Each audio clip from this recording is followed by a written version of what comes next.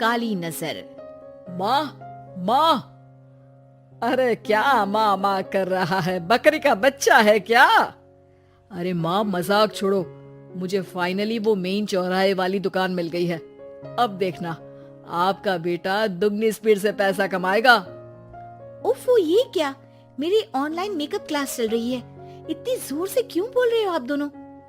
अरे मेरी धर्म पत्नी जी, मेकअप क्लास बाद में करना। वो चौराहे वाली दुकान मिल गई है हमको। अरे वाह, रुको, मैं अपनी माँ को फोन लगाकर बता देती हूँ। अरे मैं भी अपने रिश्तेदारों को बता देती हूँ। कितनी खुशी की बात है। हाँ हाँ, मैं भी अपने दोस्तों को बता देता हूँ। 1 हफ्ते बाद रजिस्ट्री है। बस, घर में खुशी का मौका था। उन तीनों ने अपने अपने फोन उठाए और लोगों में बात फैलाना शुरू कर दिया। और रही सही कसर श्वेता बहू ने अपने पड़ोस में सबको बताकर कर दी। अरे वर्मा आंटी, अब हम भी जल्दी कार ले लेंगे। घर का रेनोवेशन होगा और ठाट से रहेंगे हम भी। अरे ऐसा क्या हुआ? लॉटरी बाटरी लग गई है क्या? अरे इस बार चौराहे वाली मॉल में हमको भी दुकान मिल गई है। दुकान नंबर 21, जो एकदम चौराहे पर है। अब ग्राहक बढ़ेंगे तो आमदनी भी बढ़ेगी ही ना। अरे वाह, कितनी खुशी की बात है। मैं बहुत खुश हूँ तुम्हें इतना खुश देख के।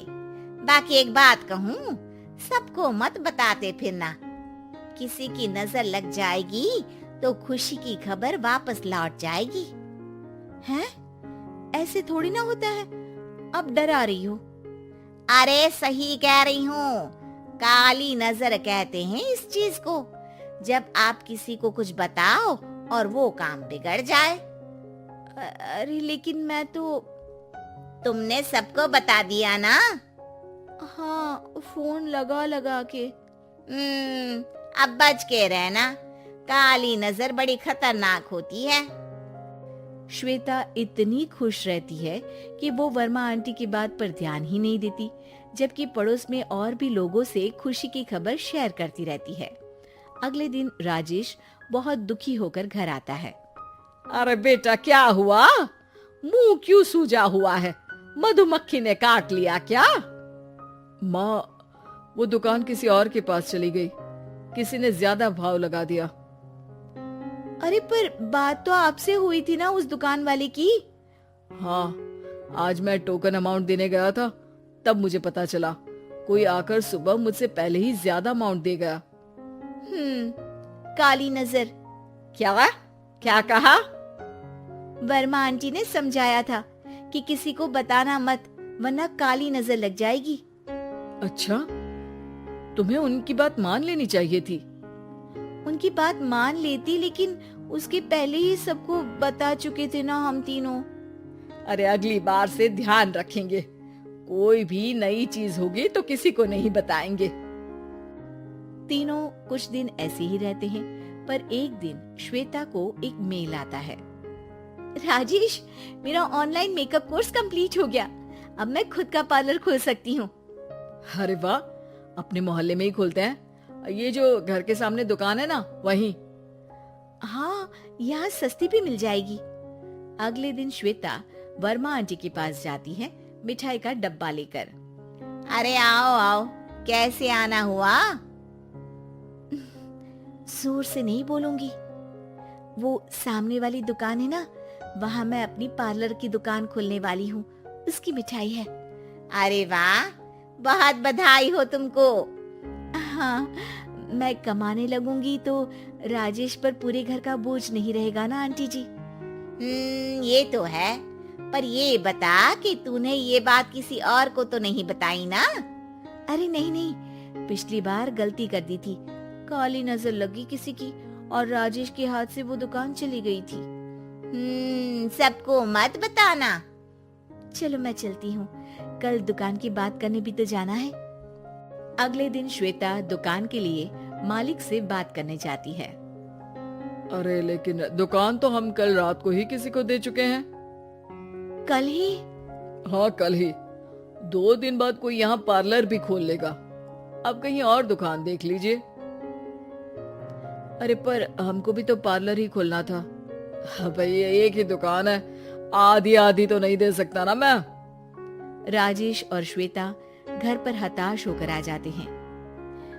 इस बार तो किसी को बताया भी नहीं था, अब किसकी काली नजर लग सकती है। सुनो, तुमने माँ को बताया था क्या? अरे कैसी बात कर रही हो, माँ की नजर थोड़ी ना लगेगी। पक्का तुमने किसी को नहीं बताया था ना? सिर्फ वर्मा आंटी को बताया था, उन्होंने ही मुझे किसी को नहीं बताने को कहा। अरे यार, तुम भी सही हो, मेरी माँ को नहीं बताने को कह रही हो, पर वर्मा आंटी को बताना तुम्हें जरूरी लगा। अरे वर्मा आंटी ने ही तो काली नजर के बारे में बताया था ना, वो हमेशा हमारा भला ही तो चाहती है। मेरी माँ भी हमारा भला ही चाहती है। अरे पर चिल्ला क्यों रहे हो, बात नहीं कर सकते क्या आराम से? नहीं आता वो आराम से बात करना, और करना भी नहीं चाहता हूँ मैं। दुकान जाने का दुख गुस्से में बदल गया था और राजेश और श्वेता में बात बंद हो गई थी। 2 दिन बाद मोहल्ले में पार्लर का इनॉग्रेशन हुआ, जिसमें मोहल्ले के सभी लोगों को बुलाया गया, पर श्वेता, राजेश और माँ नहीं जाते। माँ, अंदर आ जाओ, क्या देख रही हो? अरे नया पार्लर देख रही हूँ अपने आंगन से। देखो, माँ को दूसरे का सुख देखने में कितना मजा आ रहा है, मेरा दुख नहीं दिख रहा इन्हें। यहाँ मेरा पार्लर भी तो हो सकता था। अरे चुप रहो यार, हर बात में लड़ाई क्यों ढूंढ रही हो? राजेश और श्वेता फिर बहस करने लगते थे। तभी माँ ने दोनों को बाहर बुलाया। अरे जरा देखो तो, दुकान चलाने वाले का बोर्ड पर नाम क्या लिखा है? श्रुति वर्मा। गाड़ी निकाले बेटा, हमें कहीं जाना है। काली नजर का इलाज कराने। राजेश अपनी बाइक निकालता है। तीनों ट्रिपलिंग कर रहे हैं। माँ राजेश को उस मॉल वाली दुकान पर लेकर जाती है जहाँ राजेश अपनी दुकान खोलने वाला था। यही दुकान लेना चाहता था ना तू? हाँ, पर इनको भी दुखी करने लेकर आई हो क्या यहाँ पर दुकान दिखाकर? वहाँ काफी नहीं था? अरे श्वेता, थोड़ा सब्र रख, अभी पता चलेगा कि हम यहाँ क्यों आए हैं। बता, इस दुकान चलाने वाले का नाम क्या है? अनुपम वर्मा। कुछ समझ में आया? वो दुकान वाली श्रुति वर्मा, ये दुकान वाला अनुपम वर्मा, और हमारे पड़ोस में हमने उस दुकानों के बारे में बताया किसको था? अब वर्मा आंटी को। मतलब वर्मा आंटी ही हमारा काम बिगाड़ रही है? नहीं नहीं, ऐसा नहीं हो सकता, ये बस इत्तेफाक है। राजेश अपना फोन निकालता है और श्रुति वर्मा और अनुपम वर्मा के नाम फेसबुक पर सर्च करता है, जहां ये दोनों ही वर्मा आंटी के रिश्तेदार होते हैं। श्वेता को समझ में आ जाता है कि वर्मा आंटी की ही नजर काली नजर है। अब क्या करना है? कोई भी खुशी की खबर हो तो काली नजर से बचना है, यानी वर्मा आंटी से बचना है। अरे पर मुझे ये समझ में नहीं आया कि वो हमारे साथ ऐसा क्यों करेंगी। अरे बेटा, एक सीख है, दूर के आदमी को आपकी तरक्की से कम परेशानी होगी, पड़ोसी को ज्यादा। दोनों माँ की बात में हामी भरते हैं और अगला काम चुपचाप करने की कसम खाते हैं, ताकि आगे से वर्मा आंटी कोई काम ना बिगाड़ सके।